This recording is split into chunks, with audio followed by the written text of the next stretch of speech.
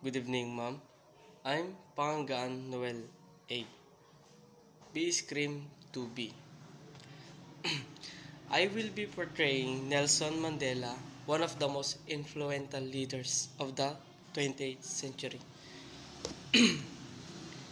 This is his photo.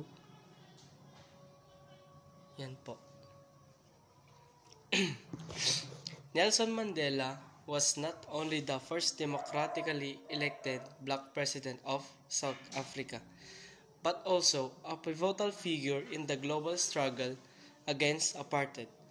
He led his country through one of its most profound transitions, from a deeply segregated society to one of reconciliation, unity, and multiracial democracy.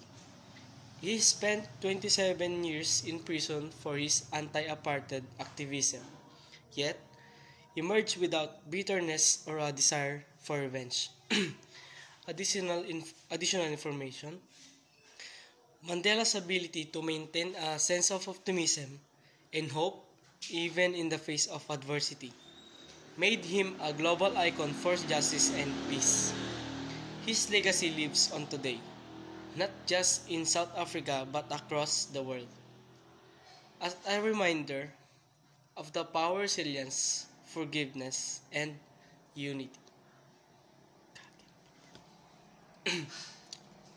Thoughts: Nelson Mandela's leadership teaches us that true strength lies in our ability to bring people together, to forgive, and to lead with integrity.